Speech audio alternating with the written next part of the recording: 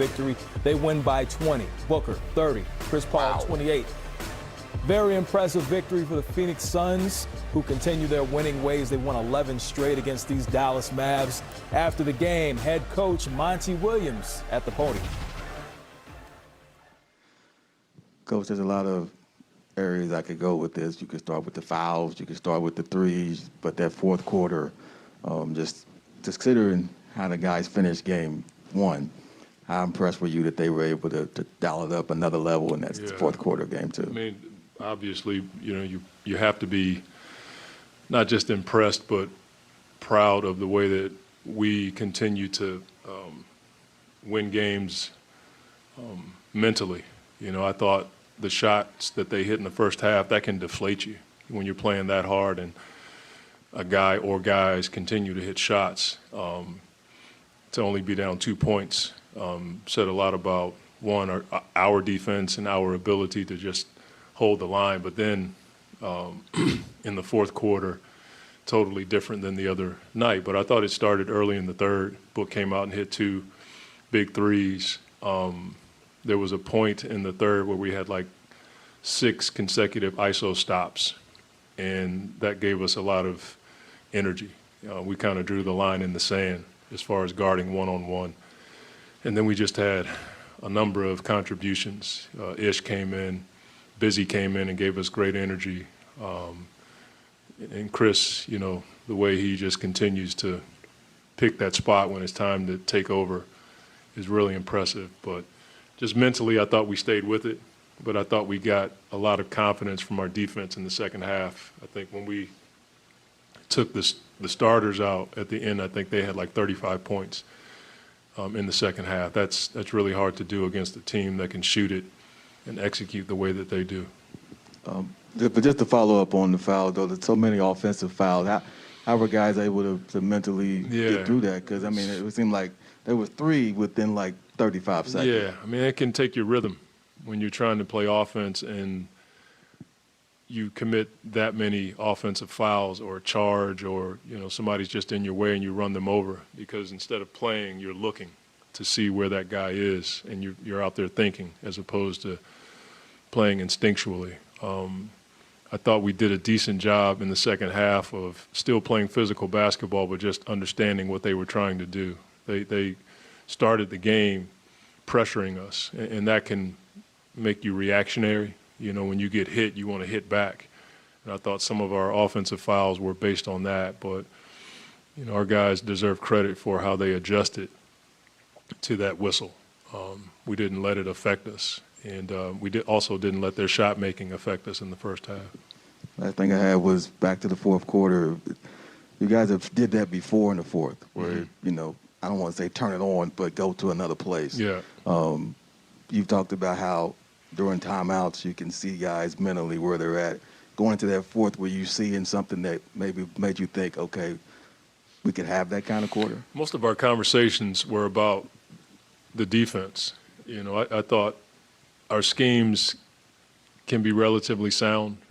We try, but I thought there was just a lot of multiple effort, will, and then guys just staying in front of the ball. In the first half, it just seemed like they were playing deep into our paint off of ISO situations. In the second half, I thought we did a much better job of staying in front of the ball, and that was the conversation. We got to get consecutive stops.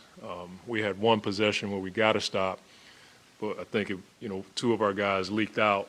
They got the 50-50 ball, and Bullock got a 3. After that, it was like we need to tighten the screws a bit because we were expending so much energy on defense. Then to give them another possession, it just seems like, for what, So I thought the conversations were about that, like how can we continue to tighten the screws on defense. Monty, in the second half especially, you guys put Doncic in a lot of actions. How important was it for you to test him on that end, given how much he exudes himself offensively? Well, he's testing us. I mean, he's trying to orchestrate on the offensive end as well. So we're just trying to win the game. We feel like we have guys that can, put them in certain positions, but within what we do. We don't want to just pull a guy into a pick and roll just to go ISO with 18 seconds on the clock. we want to make teams work, and over the course of the game, we feel like that serves us well. We're just trying to win. If we can strategically put guys in a set so that we can be efficient, we'll do it. On the other end of that, in the second half, Mikal was fighting through screens a lot more to stick with Doncic. How'd you like him stepping up to that I liked challenge? it. There was one where he reached and got a foul, but I didn't mind that. I think if you can be smart about your fouls in the first half, you can be a bit more aggressive in the second. But I thought the defense behind him allowed for him to do that. But he's long. He's got a knack for getting his hands on the ball. And then we trapped a couple times, and I thought that may have thrown off their offensive rhythm a little bit. But most of it was just great effort by our guys and just putting out the fire when we needed to on the defensive end. You mentioned Busy's energy coming in there. How important was that energy with JaVale McGee and DA both dealing with foul trouble? Yeah, I mean, the defensive side of the ball is where Busy tends to give us a lot of juice. But the offensive side tonight was pretty evident, his presence in the paint.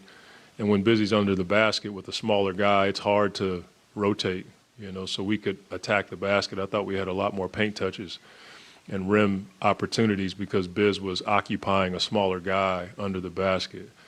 But it starts with his level of intensity. I mean, that's how he is every single day. Jay Crowder is the guy that kind of his first half feels like flew under the radar a little bit, but he was shooting the ball well, and he's been playing well this series. How important is that for a guy like him who, shots weren't falling in the first round to just stick with it and be able to contribute in other ways? Just speaks to his mental toughness and the ability to continue to work even when you're not making shots. But it also speaks to, Jay can play a game and not shoot it well, but still have a huge contribution. And he does that defensively and offensively. I think he's done a really good job of attacking the paint in .5. And then you couple that with, his ability to knock down shots. But defensively, he's just one of those guys that not only can guard the ball, but he can quarterback on the weak side. So it's good to see him knocking down shots, with all the other stuff he does. Hey, Monty, y'all set a franchise record tonight shooting 64% in a postseason game. This team has done that, not that good, but, has consistently been efficient offensively. Why do you think it's continuing to happen? Why is this offense so efficient? I mean, we have good players. I'd love to sit here and tell you I move the chess pieces around. We have good players who can knock down shots, but we try our best to put them in the right spacing and try to orchestrate it to a degree. But when you have Chris and Book out there with the ball and the rollers we have and guys like Cam and McKill and Jay who can attack in .5, I think it helps. But we have good players and they're unselfish. They've been together now with Chris for a couple of years, so I think that helps. And then, I think tonight we probably shot a higher percentage because in the second half we got so many stops and we were able to play in transition. Monty, it was another fourth quarter flourish for Chris. Yep. And when the quarter changes from the third to the fourth, is it kind of just understood from everyone involved that that's something that he could be capable of and you kind of let him do his thing? Or what goes into those moments? Now I think it's 4 times this post and he's scored 10 or more in the fourth. Yeah, I'm not sure. I think when he comes back to start the fourth, for whatever reason, he's fresh. And, sometimes I play him too much in the first and the third, and I get a bit concerned if I should start him in the fourth. But I'd love to sit here and tell you I knew why or how he does it. I just think, I don't know if our guys expect it, but I know they're grateful for it, and you can kind of see it when he starts going. Everybody else just follows suit. But I think the stuff around him allows for him to do it. When DA and Biz and JaVale are diving and we're spaced properly, it certainly helps him get to his spots. But he's just a fantastic basketball player. And the thing I love about Chris is he just cares.